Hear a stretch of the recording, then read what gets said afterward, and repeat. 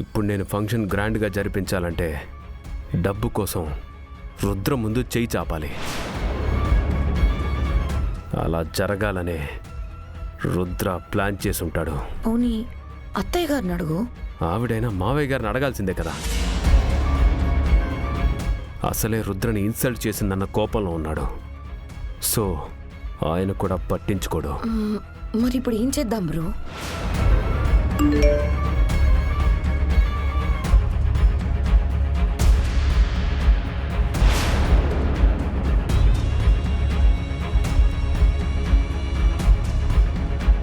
ఏమైంది బ్రో?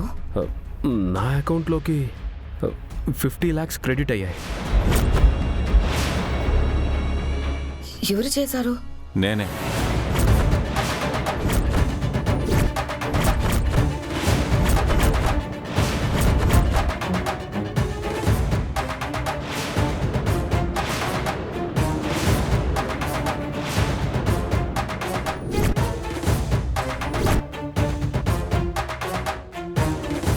బావా, అమౌంట్ నువ్వే పంపించావా? అవును వీరు, పెదనాన్న వాళ్ళ షష్ఠపూర్తి కార్యక్రమం నీ చేతుల మీదుగా జరగాలని పెద్దమ్మ కోరుకుంటుంది.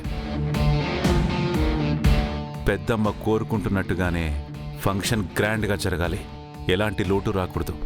సరేనా?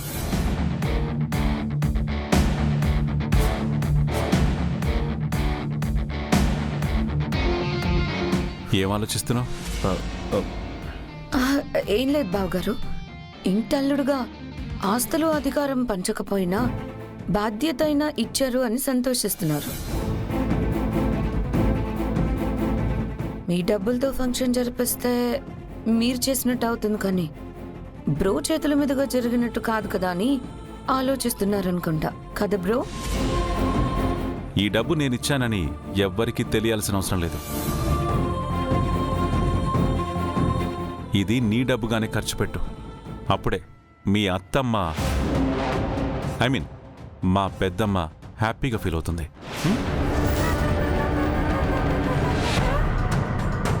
ఇదేదో నేను నా గొప్ప కోసం చేస్తుంది కాదు. ఈ ఇంటి అల్లుడుగా నీ గౌరవం నిలబడాలని చేస్తున్నాను. ఎందుకంటే పెద్దమ్మ నిన్ను అల్లుడుగా కాదు, కన్న కొడుగ్గా భావిస్తోంది. పెదనాన్న కూడా నిన్ను చాలా నమ్ముతున్నారు. ఆ అభిమానాన్ని, నమ్మకాన్ని నువ్వు కాపాడుకోవాలి వీరు, పోగొట్టుకోకూడదు. ఓకే.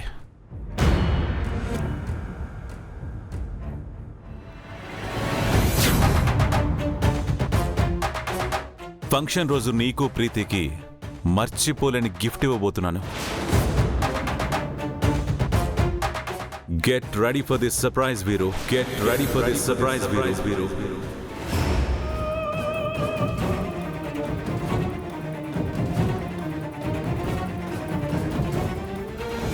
పెద్ద మావయ్య గారు రుద్రబాబుని ఎప్పుడు గొప్పవాడని ఎందుకంటారో నాకు ఇప్పుడు అర్థమైంది బ్రో.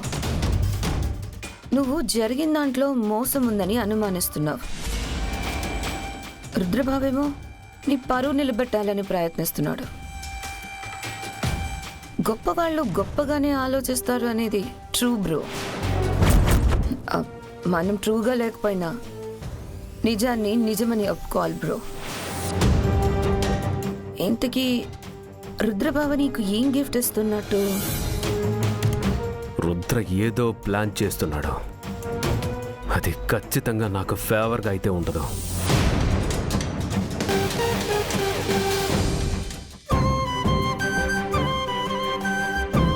ప్రీతి, అంతా విన్నానన్నయ్య. నీకెలా థ్యాంక్స్ చెప్పాలో నాకు తెలియట్లేదన్నయ్య.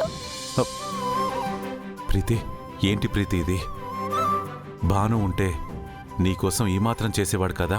నాకు అన్నీ లేని లోటుని ఎప్పుడు నువ్వు నాకు తెలియనివ్వలేదు కదన్నయ్య. నల్లని కనుపాప రంగుల ప్రపంచం, మబ్బుల వెనకాల వెన్నెల అనంతం. ఇది వెలుతురు వెంట పయనం, వేడి చెమ్మతో కరిగిన నయనం, గుండె నిండిన రక్త సంబంధం. అన్న అమ్మగా మారిన తరుణం, నాన్న పేరుగా పెంచిన ధైర్యం, గంగ కలిసిన ప్రేమ తరంగం.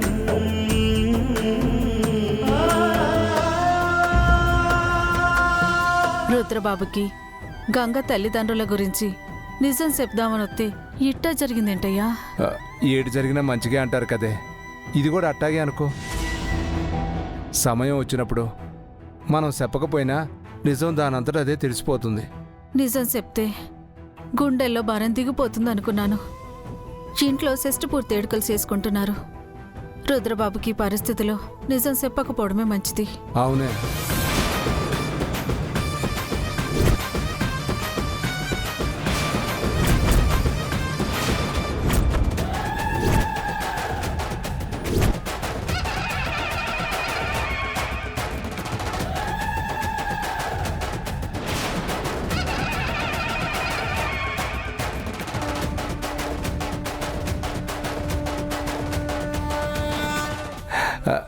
ఏట్రంగా నువ్వు కూడా ఇంట్లో నుంచి వచ్చేసావా?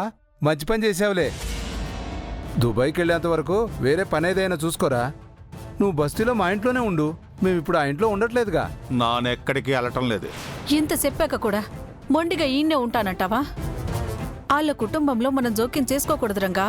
నాకు ఆల్తో ఏంటి పని? నాకు బావ ముఖ్యం. నాను బ్యాగ్ తీసుకుని బయలుదేరినాను, కానీ బావ ఆపితే నేను ఆగిపోయినాను. ఎందుకంటే బావకి ఇప్పుడు నా సపోర్టింగ్ చాలా అవసరం. ఏదేమైనా నువ్వు మాత్రం జాగ్రత్తగా ఉండు. నానుంటానులే గానే అసలు మీ ఇద్దరు ఎందుకు వచ్చారో అది చెప్పండి.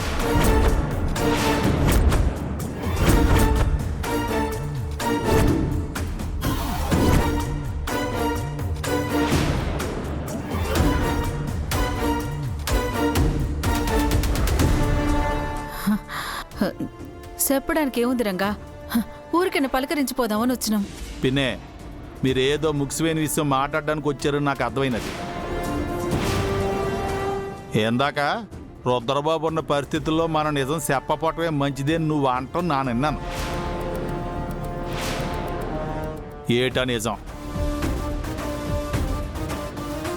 మీరు ఏ నిజం చెప్పడానికి వచ్చారో ఆ నిజం నాకు తెలవాలి. మాట్లాడబెట్టి బాబాయ్.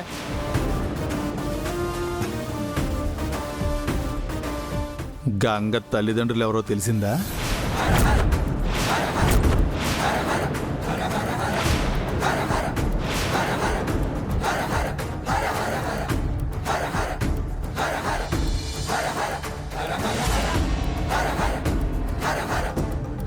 తెలిసిందా?